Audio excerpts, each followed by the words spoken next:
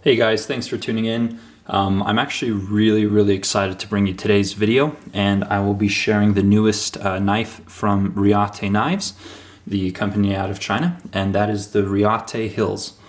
So here's the new packaging. It's kind of this heavy duty, I guess nylon type material, and it's an upgrade from the previous packaging, which was just kind of this faux leather with a printed. This is actually, I guess, stitched or sewn on there. So anyways, that's cool. The company is definitely making a lot of progress and really seeking to improve in a lot of areas. So without further ado, here is the new Hills model from Reate. This is their third model this year. They essentially just came out this year, and they have been kind of blistering right through the development and the progress, and this is the third and subsequently the smallest model that they've offered thus far. So anyways, let's talk about specs. It does use a ceramic ball bearing system, and it is a frame lock flipper with titanium handles. Does have the stainless steel lock insert, which I am a huge fan of. But anyways, ceramic ball bearing system. I believe it uses a ceramic detent as well. The overall length is 8.3 inches thereabout. The blade length is 3.5, and then the handle length is about 4.7 or so. Now, they do use S35 VN, as they have with previous models for the blade steel, and it is hardened to 59 on the Rockwell hardness scale. Handle material is 6AL4V, and then the clip is a kind of a spring titanium clip that is also titanium as well. So anyways, if you're looking for the short and skinny on this knife, it's awesome. Ergos are just wonderful. It flips beautifully. This is brand new out of the box. I haven't broken it in yet, and it already flips quite well. And if my other two that I own, the first two models, are any indication, it'll continue to smooth out. So weight on this is 5.55 ounces. So again, this is the smallest and lightest of their offerings thus far. So while we're at it, let me just go ahead and pull out my other two. Here we have the Horizon A. They did two iterations of this Horizon model. This is the more premium one with the partially enclosed backspacer and M390 steel. They also have a B model, which is quite comparable to this in terms of price. And these are coming in just a bit over $200. So excellent value. And that's what I really love about Reate, is just the value is phenomenal and the quality is quite good. And then here's the big boy, the Reate District 9. And this is the largest, and this was the second offering. So anyways, those are the three models. This is the smallest and lightest thus far. So I thought I'd just show you that real quick. So we already went over the specs. Now let's just kind of break it down. So the blade steel S35 VN, really good steel. This is wonderfully sharp. It slices through paper quite well. Has an interesting blade shape. Kind of has this hump at the front. A lot of belly. I mean, this is great for an EDC knife. A nice strong tip, so you could do pierce cuts if you need to. So, tactical knife, EDC knife. I think it'll fit those roles quite well. And this is kind of the stock configuration. Much like the other ones, I think this will be a great platform for guys to have it customized and do a lot of different things with it. So let's get an up close look. Has a stonewash finish on the blade. And then let's come over here. We have a Torx pivot here on both sides. It's kind of this nice oversized pivot. Nice design element, helps to kind of balance out the knife. And then you have a lot of kind of CNCing here at the top. Some nice grooves. Again, a nice aesthetic feature. Doesn't really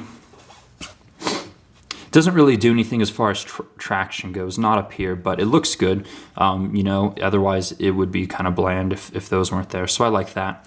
Down here at the bottom, I don't know if you can see it, but there are the faint CNC track marks in there that are going in the horizontal axis, and then these ones are in the vertical axis. So, again, a nice touch. I'm glad that they kind of left those lines in there a little bit and then it smoothed it out. I think it looks good. But let's see here. Other side, the lock bar cutout, it's not perfectly straight, has some nice grooves and angles, looks pretty cool. Pocket clip titanium, good retention, goes in and out of the pocket without any problems, and this does use a 1 screw contact point. Here on the back you do have stainless steel standoffs. You have 2 standoffs and then the pivot. So nice open flow design, should be fairly easy to clean. And then there is some traction here, kind of at the bottom, which does offer your pinky decent amount of traction. Reverse grip offers a little bit as well. But anyways, so again, great price point, kind of a really nice knife to be modified. This one will actually end up being a pass around for blade forms once I get mod approval. And then mine is this nice blue one. So I'd asked for a blue anodized and then stonewashed. Looks like they did a light stonewash and then anodized, so not quite the order I wanted, but I can always stonewash it later if I really want to. So again, great platform for modifying. It does, you know, you touch it, you get your oils all over it, changes the colors a little bit. But anyways, I'm just super excited about this new offering from this company. Again, you know, the quality, the fit, and the finish, and I can speak with certainty on these, is that it's phenomenal. I mean, this is really mid-tech quality levels. You know, in the US, we'd expect to pay, you know, 4s to low 5s for kind of knives in this range, but since they're produced overseas, they're coming in for half that much. And it's just really well done. So all the edges are nice and smooth, no real hot spots on the knife. And I believe the reason these took a little bit longer than David had intended is there was a good bit of, you know, obviously CNCing and smart technology, and then there had to be there was some hand fitting or some sanding, some other things that needed to be done. And I know that David did post a few of those on his Instagram, so if you're not following him on Instagram, I definitely check him out. Again, this is their 3rd model, potentially 4th if you count the 2 iterations of the Horizon, since they kind of popped up about mid-year. So, you know, just wonderful designs. The flipper tab has some jimping on it, so it likes to be light switched quite a bit. You can do the push down, but it's a bit more difficult with, I think, with where this is in relation to the pivot. I think that the Horizon one, this is the best push down that I've ever experienced. So, but anyways, so likes to be light switched, flips just incredibly well. One recommendation that I would have is to, when you get the knife, run them dry for the first 2 weeks, and that'll give the internals here a chance to essentially mate up and polish each other out. And then after that, after you've carried it for a few weeks, then go ahead and put your lube of choice, and it'll be exceptionally smooth. So, a neat thing about this is it uses the stop pins are actually on the blade itself. They're connected to the blade, and then you have these tracks in here for the stop pins to nest on. So it's kind of the hidden stop pin as opposed to just being drilled through and connected on the back here. So, you know, I assume that is more difficult to do than just a standard stop pin. It requires more milling on the inside of the handles. So again, just we're seeing a lot of progression from this company. So anyways, so this is a stock form.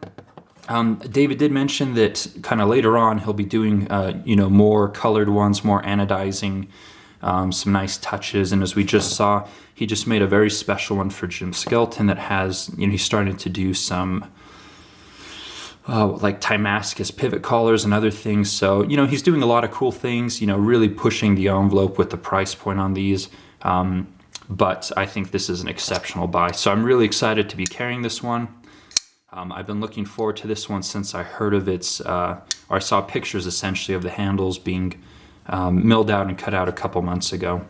So again, here's a quick look at mine and the nice blue coloration.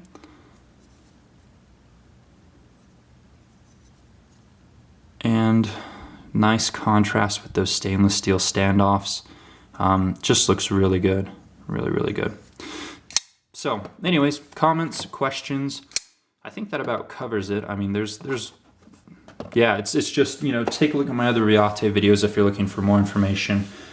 This is the smallest and lightest, just really exceptional build quality. So I'm really excited to have this one.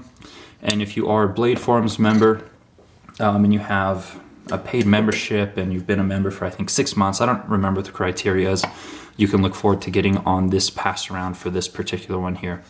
So perhaps he'll do a kind of an upgraded version of this in the future, or just move on to new models. I think there might be another one in the works. He wouldn't really say. But anyways, really a cool company. Keep your eye on them. And thanks so much for watching. If you have any comments or questions, things that I missed, you know, feel free to post it in the comments below, and I will do my best to get back to you. So thanks for watching. Take care.